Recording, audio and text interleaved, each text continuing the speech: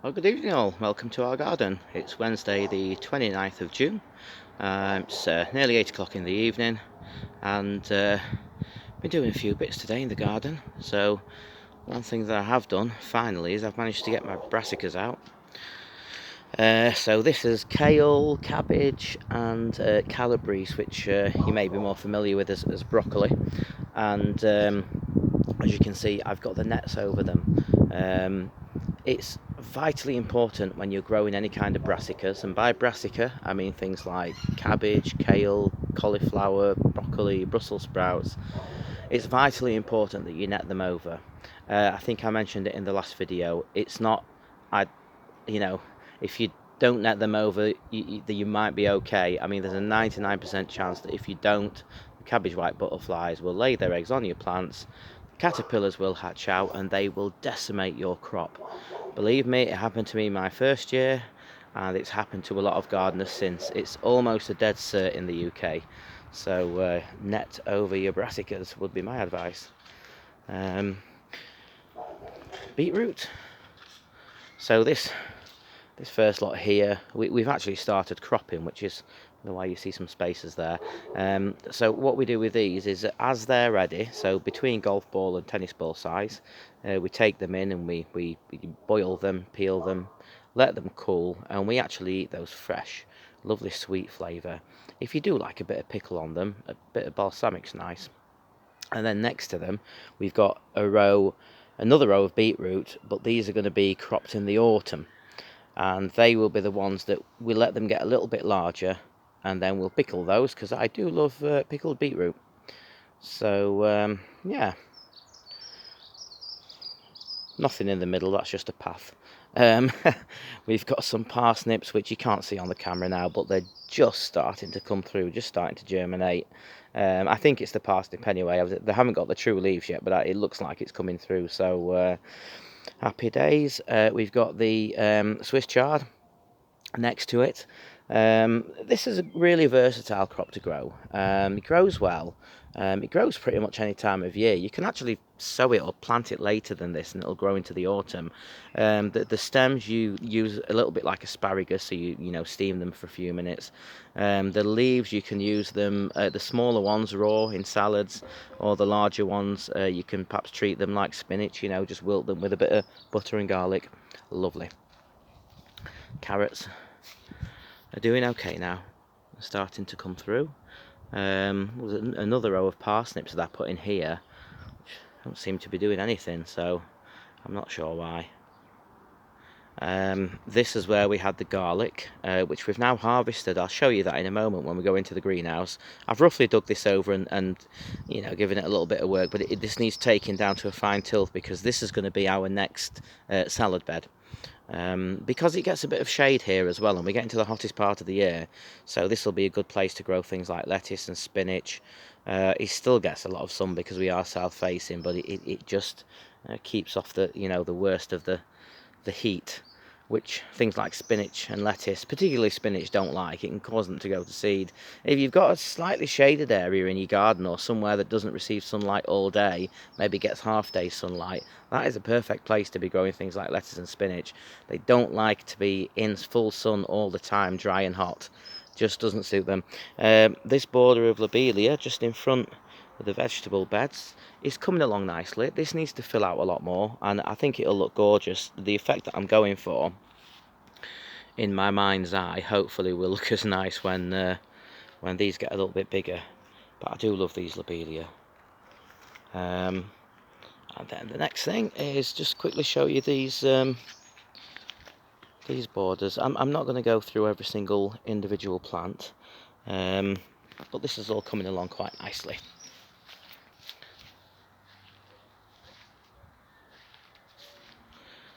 There's still more to come because we're still quite early in the season. Look at that dahlia, love that. So yeah, there's still a lot more colour to come. Not all the dahlias are up yet, and a few other bits and bobs. But I'm quite happy. This is a climbing rose that a good friend of mine gave me, and the reason I've got it here in the pot is because I want to make sure it's happy in this position. I want to grow it up and over the shed, actually, is what I want to do. So I've been wanting a climbing rose for a while. so that's perfect. I'm going to leave it there for a bit though. I've potted this Acer up, so I think I showed you it in the last video, and it was in a relatively small pot. So what I've done, rather than go out and buy some ericaceous compost, is round the front of the house we've got a load of where we've cut the conifer hedges at the front, and we sort of threw them in a corner, and they've been there for a good few years now, and it's broken down to this really nice compost, which will also be quite acidic as well, which is what Acers like. They prefer an acidic compost, or what we call an ericaceous compost. So what I've done is I've mixed a little bit of that with normal multi-purpose. It looks very much like the stuff the conifer came in, actually. I've potted that up, given it a good water. It's in a fairly shaded spot here because they're so sensitive, so they don't like too much wind, they don't like too much sun, and one thing we definitely get a lot of in this garden is sun, and they tend to get scorched, so I'm still not sure where that's going to go. My theory is that it could actually go in the front garden, possibly, which is north facing, but I think it might do alright. But we'll see. Let's have a walk up to the top end of the garden. So clematis over the arch is starting to flower, and a few more weeks this arch will be fully covered, and this clematis will be fully covered in these gorgeous purple flowers. We'll just come through there onto this vegetable bed. So starting off with the strawberries, these are first year crop. We've had a decent harvest off these. We'll have a much bigger harvest next year and the year after, years 2 and 3, and sometimes year 4 as well. And what you'll notice about these is they are now starting to put out these runners.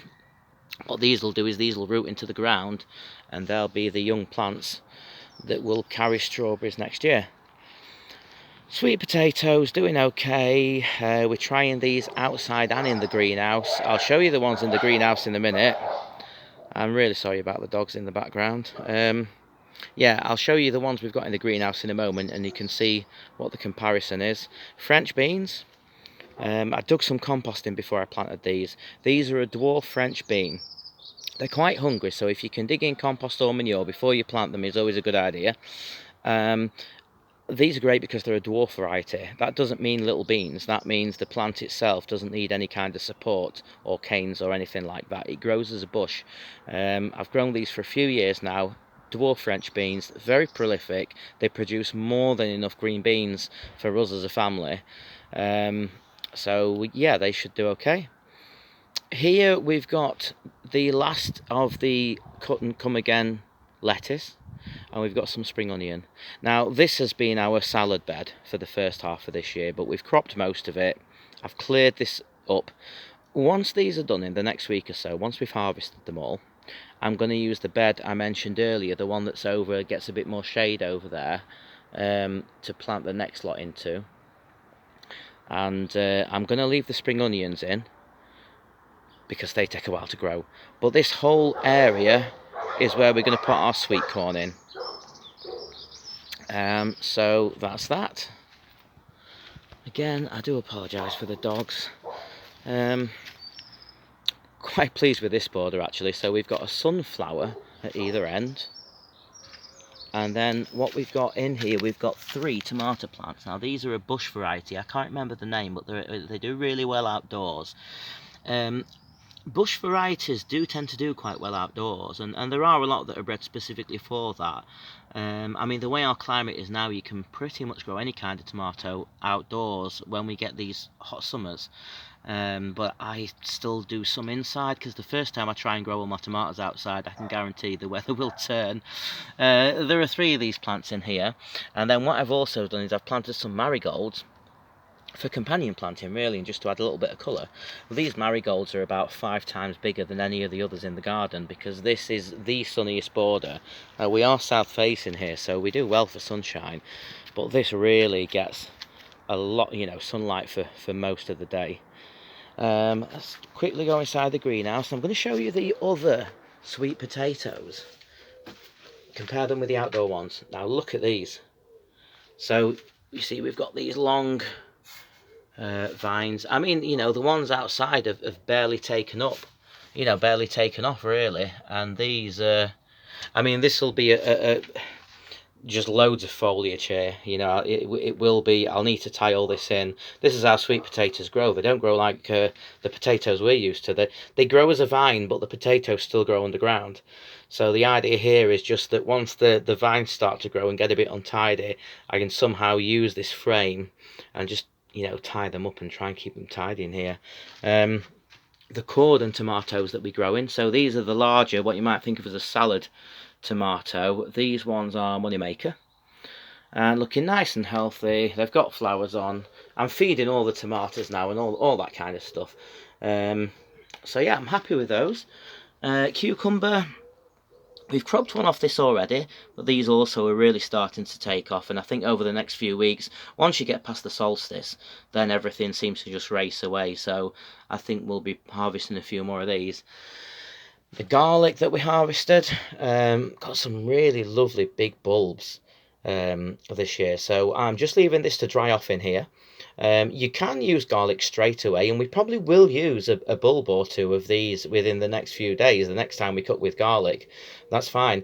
If you want them to store, the best thing is to let the other ones dry out. So you want to make sure that there's no green left at all. You know, the leaves want to completely dry out, and then you can either plat them, you can string them up, you can just chop the tops off, and put the garlic somewhere preferably cool and dry.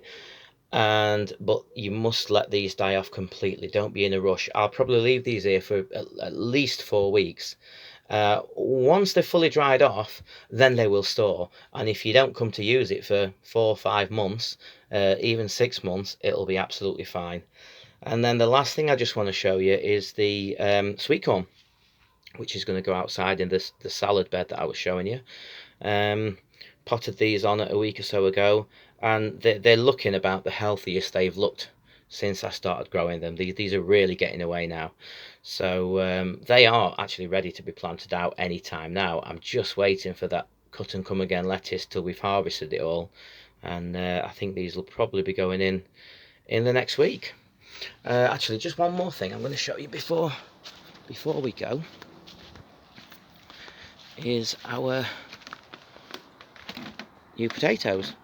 So these flowered, and the foliage has died back, fell over, whatever you want to call it.